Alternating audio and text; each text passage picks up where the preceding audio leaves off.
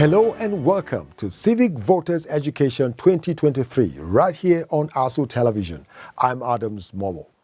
In a few days from now, Nigerians will troop to the polls to elect a new set of leaders to pilot the affairs of the nation. One important tool in this election without which you cannot vote is the Permanent Voters Card PVC. Do you have your PVC? The PVC gave value to our democracy. If you have it, keep it safe, because no PVC, no voting. Remember that to achieve great success in the forthcoming elections, we must carry all the segments of the society along in the electoral process.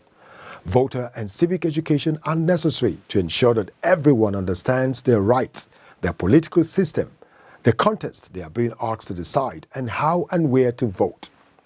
On the program today, we shall take a look at hate speech and fake news and how these could damage the very fabric of our electoral process. This program is facilitated by the Institute for Media and Society and funded by the European Union.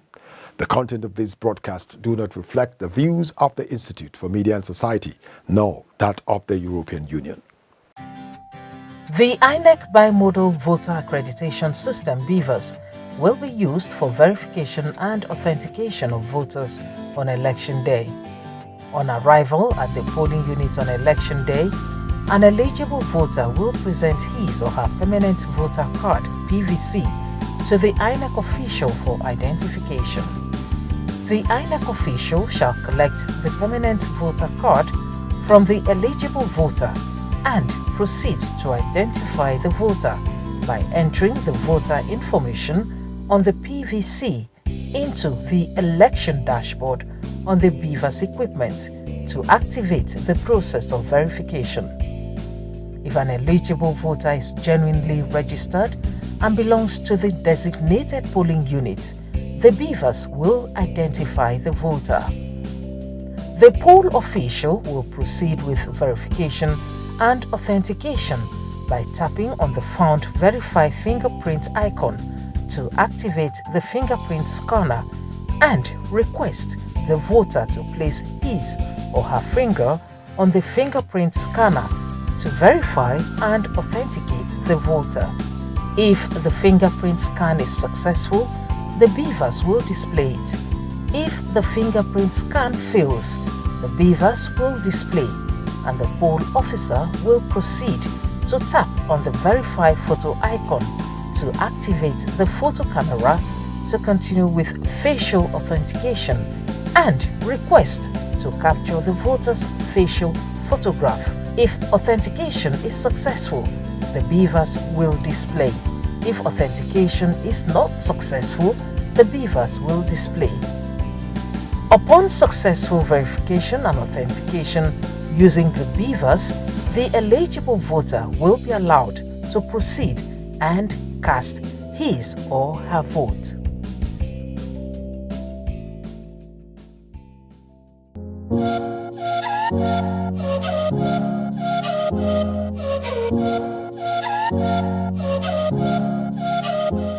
Stakeholders in the media have demanded more independence for Nigeria's broadcast regulatory body, the National Broadcasting Commission, so that the body can be free from political, economic, and other interferences. This is just as they canvass for the amendment of all existing laws preventing the freedom of the media in the country. The stakeholders stated these in a communique issued at the end of a two-day meeting organized in Abuja by the Institute for Media and Society, IMS, on February 2nd and 3rd, 2023, as part of activities under the Support to Media component of the European Union Support to Democratic Governance in Nigeria, EUSDGN2 project. In the 8-point communique jointly signed by the Executive Director, Institute for Media and Society, Dr. Akin Akinbolu, and the Chairperson Communique Drafting Committee, Mrs. Miriam Mankiti. An appeal also went to the National Assembly to take urgent steps towards ensuring that community broadcasting is properly recognized and defined in the laws of the country to better address the plurality of the broadcast sector. The stakeholders also deliberated on the bottlenecks associated with the acquisition of broadcast licenses in Nigeria and participants canvassed for the removal of all impediments in the National Broadcasting Commission Act so that the process of licensing broadcast stations can begin and end with the NBC. According to the communique, full powers should be granted to the NBC to carry out the full range of its regulatory functions, including issuing of broadcast licenses accordingly, Section 39, subsection 2 of the Constitution, and its provision should be amended to vest in the Commission the final authority to issue broadcast licenses. The communique also called on the broadcast regulator to put in place measures to ensure that it is always technologically up to date and able to engage and deploy new technologies in the performance of its functions in the light of fast evolving technologies relevant to the broadcast sector, both in Nigeria as well as regionally and internationally.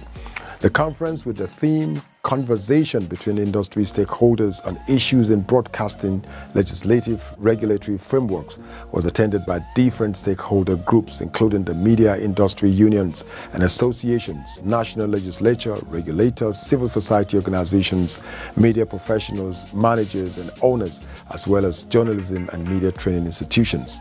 The participants expressed gratitude to the European Union and the Institute for Media and Society for the event, which they described as timely and one which provided a platform for the important conversations to take place. The Institute for Media and Society, IMS, has urged the media to improve its focus on the reportage of inclusiveness in the forthcoming general elections. The IMS Executive Director, Akin Akingbolu, made the call during a two-day workshop on sharing on good practices and trends on inclusive coverage of the electoral process for media practitioners held in Abuja on Monday. He said the workshop was aimed at refocusing the media to give quality attention to inclusive partnership in the 2023 electoral process. The European Union EU Media Support seeks to achieve a media providing a fair, accurate, professional, ethical, and inclusive coverage of the electoral process. The focus of the marginalized groups in the election process include women, youths, and persons with disabilities. He urged participants at the workshop to work towards providing outcomes that would bridge the gap in inclusive coverage for the electoral process. The Institute's program manager, Timothy Bamidele, explained that the EU SDGN Project 2 was to foster a friendly and all-participatory democratic process in the country.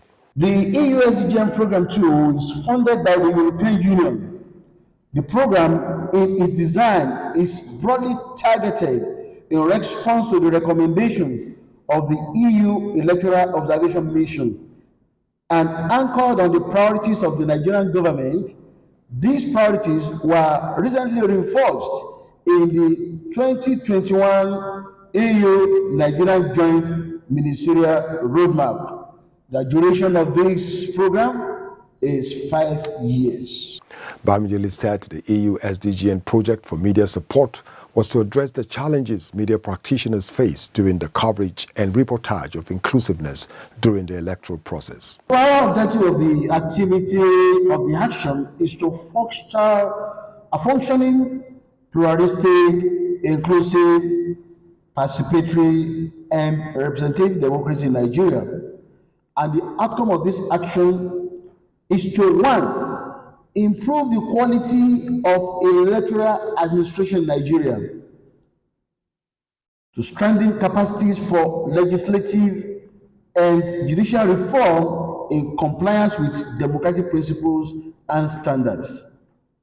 Also, to enhance pluralism, internal democracy, and equality of opportunity in the political parties and political party system. Also, empower media, including new media, to promote fair and ethical coverage of the electoral process and combat hate speech and disinformation.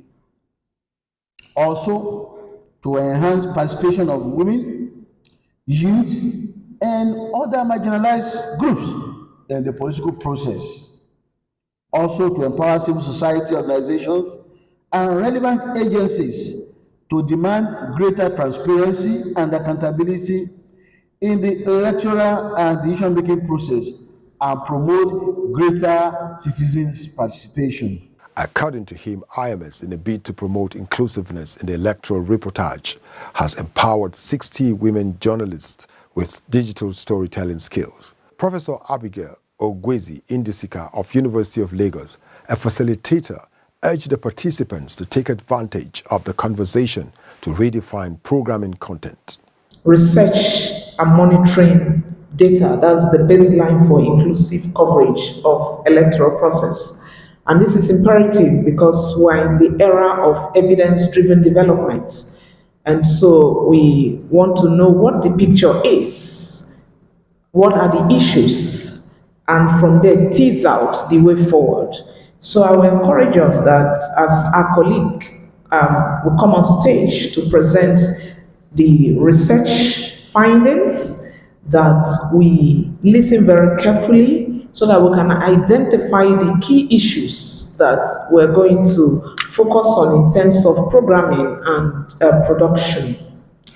Through that, you'll be able to identify the gaps and also will come up with trends on how to address them. Dr. Gania Tijani Adinli of Lagos State University, also in her submission, called on the participants to learn new ideas that will lead to improved approaches that will assist the PWD women and youths get the best from the program. Reporters, presenters, news managers, and producers shared practical personal experiences in inclusive coverage of electoral process. The Independent National Electoral Commission (INEC) has commenced training for their 1.2 million personnel engaged to conduct the forthcoming elections. INEC's National Commissioner, Information and Voter Education Committee, Festus Okoye, disclosed this in Lagos during the Commission's Voter Education and Publicity Training on Strategic Communication.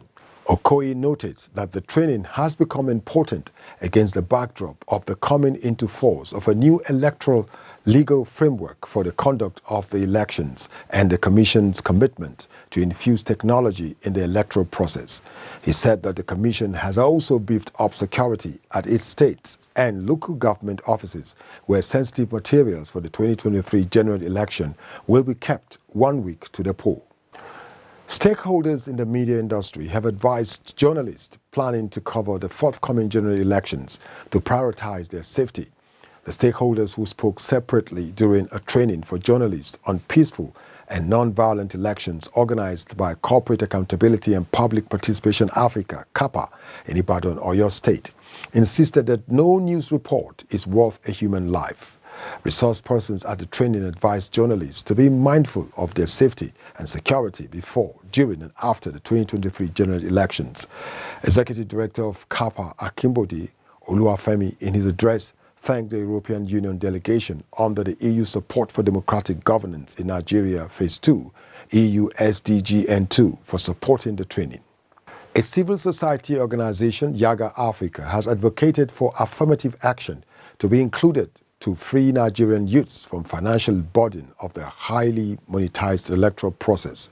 The call was made in a research report on youth political participation in Lagos, launched by Yaga Africa. A professor of political science, Lagos State University, Professor Sylvester Akainin, in his presentation of research findings on the level of youth participation in political affairs in Lagos State, said, "Godfatherism, adultism, lack of proper information, among others, discouraged the youth from participating."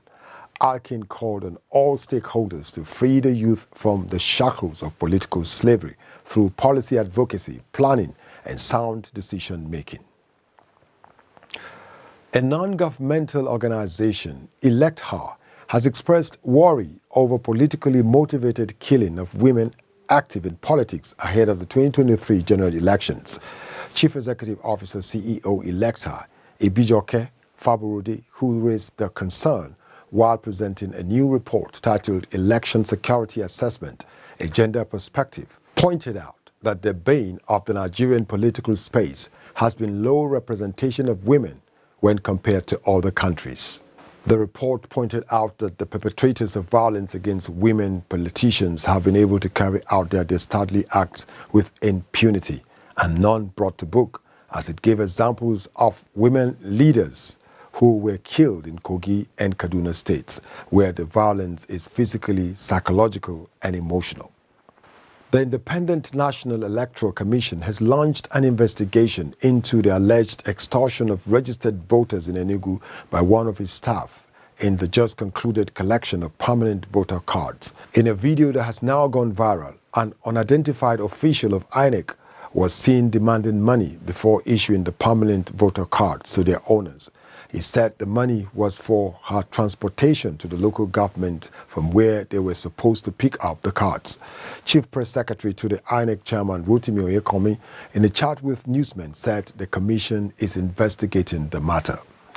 Meanwhile, Yaga Africa has commenced mobilization and sensitization exercise for youths in Edo State on the need for them to collect their permanent voters cards, PVCs, ahead of the general elections. The Yaga Africa team moved from academic institutions, churches, mosques, organizations, and marketplaces on the drive to provide the voters the relevant information on how to get their PVCs. INEC's resident electoral commissioner in Edo State, Obo Efanga, who actively participated in the sensitization, commended Yaga Africa for the high-level sensitization. He expressed optimism that there will be high voter turnout in the 2023 general election and promised the Commission's readiness to support the activities of the team where necessary. Also, Yaga Africa has urged the 18 registered political parties and the candidates to shun hate speech and other electoral wrongdoings, but to engage in issue-based campaigns and enlighten the voters on their conduct. This is contained in a 20-page Yaga Africa's Watching the Vote Third National Pre-Election Observation Report. It noted that the 2023 general election is Africa's biggest elections in 2023 and an opportunity for Nigerians to elect leaders for respective offices, which include the office of the President, 469 legislators of the National Assembly, 28 governors, and 993 State Assembly legislators in a potentially contentious election. A non-governmental organization focused on encouraging women in politics, Electoral, has engaged the Independent National Electoral Commission, INEC, and civil society organizations, CSOs, to ensure that more women are involved in the electoral process ahead of the February 2023 general elections. This was the thrust at a one-day workshop targeted at mainstreaming women's representation and participation in the 2023 general elections held in Ikeja, Lagos, in partnership with INEC and with support from the European Union. The founder-elector Ibijoke Faborode, while speaking at the forum, noted that women are significant to electioneering in Nigeria and preserving the country's democracy. The International Press Center IPC has demanded bulletproof vests for journalists covering the 2023 elections. Executive Director of the IPC, Lanre Orogundade, stated this during the presentation of the outcomes of the organization's analysis of trends in reportage of the 2023 elections. The IPC chief said journalists are victims of election violence, adding that 250 journalists were attacked during the 2019 polls.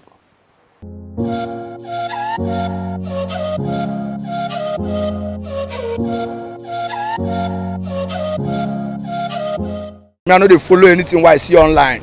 Say this one or this one or that. Because me, I know that bloggers can do anything. They can put anything. What me I hear na news, direct news from radio. Fake news is bad. It should be discouraged. It is not good. It should not be encouraged. And before you even send out a news, try and vet it. Try and look at it. Try and assess it. Because if you send out a fake news, it can lead to loss of life, loss of property, loss of trust and relationship. And it can cause so much damage to the system. But eventually you said, okay, 10 men were killed maybe in Kaduna today. And it's fake news. And you have a reprisal attack somewhere in the south. What have you done? You have just made people lose their life for nothing. So it is not good. It should not be encouraged. And people should please stop it. Election is from God. It's not from human being. If you criticize God, only know the person that is going to be the president of Nigeria. Even me that I'm standing here, I don't know who is going to be the president of Nigeria. You know. People will just bring out one fake information about a particular candidate. They are feeling that it's a challenge to their being in the office. I think everybody's mind is made up presently concerning this election. everybody already have who they want to vote for. So I don't think fake news will affect the outcome of the election.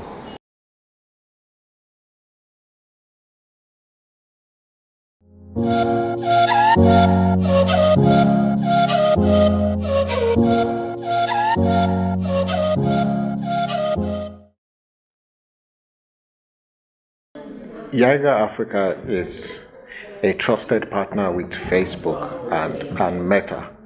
And as a trusted partner, what we do is we report cases of fake news as well as hate speech and call on Facebook to take down those kinds of platforms or harmful content online. But Yiga Africa also works on data and technology. So we counter fake news because it's part of our responsibility to counter fake news and disinformation in the build up to the elections, because fake news or even hate speech can undermine the credibility of elections in a lot of ways. First, they try to swing, voter behavior or influence the way voters cast their vote by propagating fake news. And when it is fake, it means it's untrue. And so that impacts on electoral credibility. And fake news can also be used to cause political instability and heighten tension in society, especially when you have fake results, fake information. It can also even mislead voters on the day of election or even before elections. And as part of our duty at Yiga Africa is to counter these forms of fake news and also report, platforms and individuals who are involved in propagating all forms of fake or hate speech online. There's been an exponential growth in the volume of fake news being propagated online and even offline. And the reason why there's this exponential growth is there are also additional platforms. So like TikTok is one platform, being used in this election that wasn't used in the last election for propagating all forms of fake news and hate speech. And political parties and actors have relied on these platforms as a campaign strategy.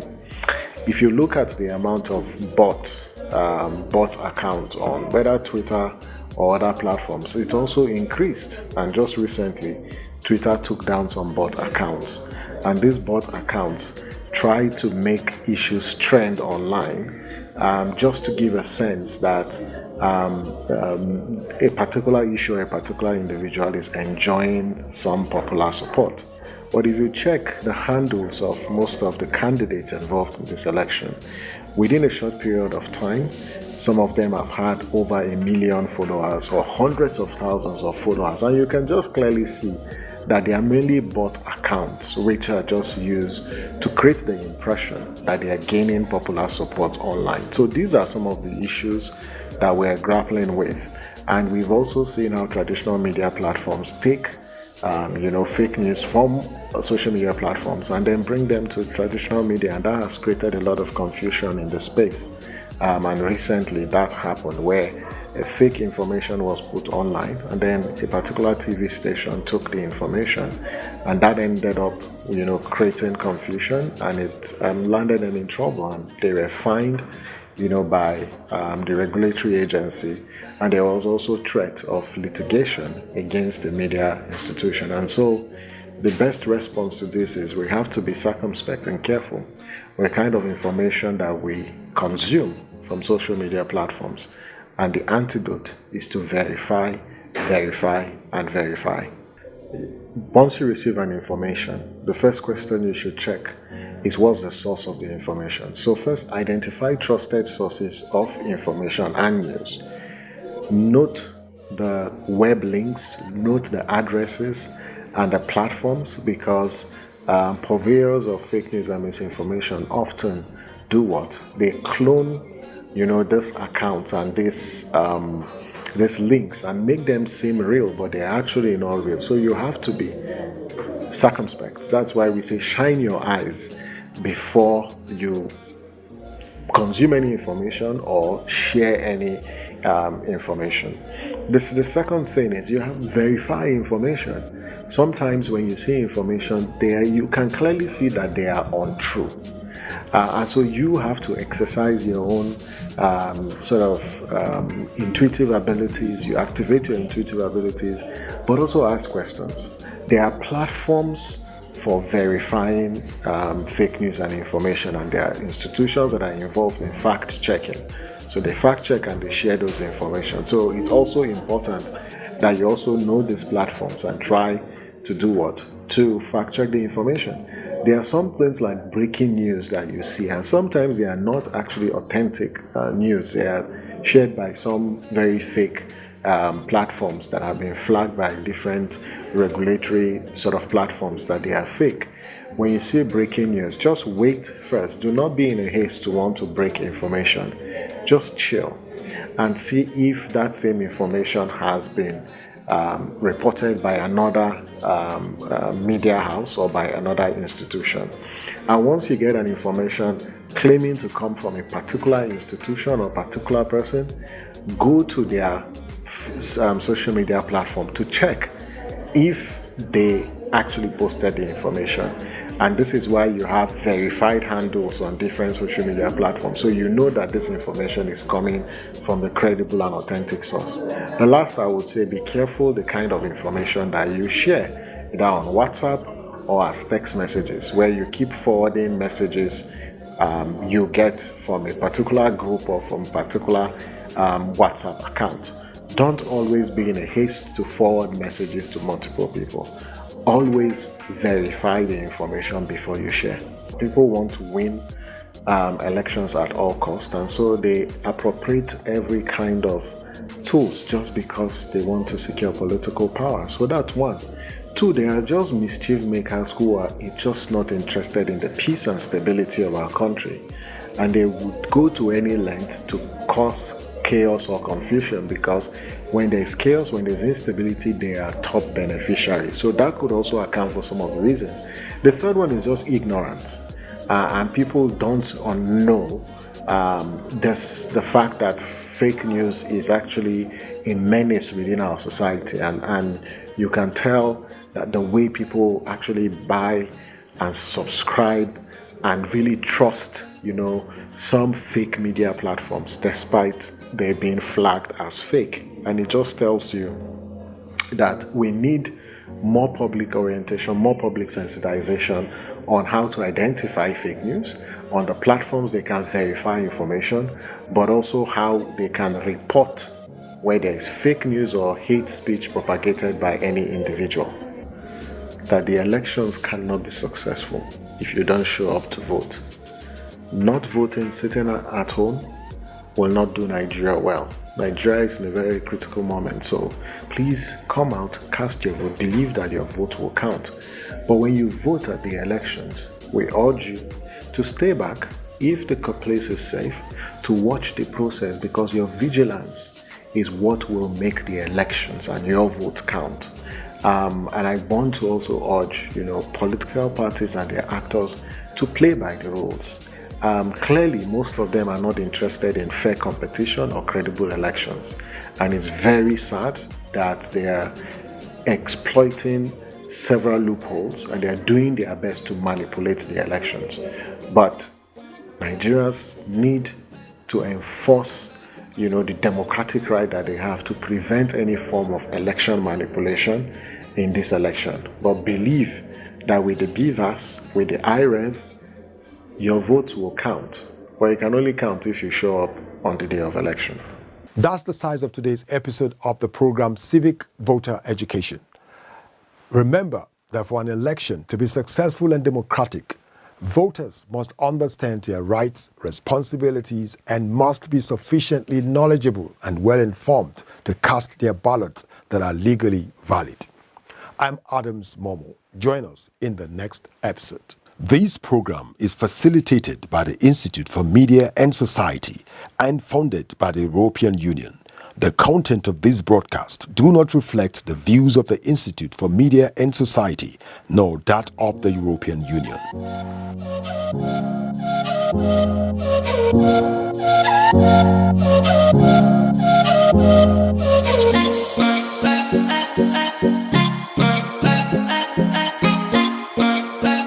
I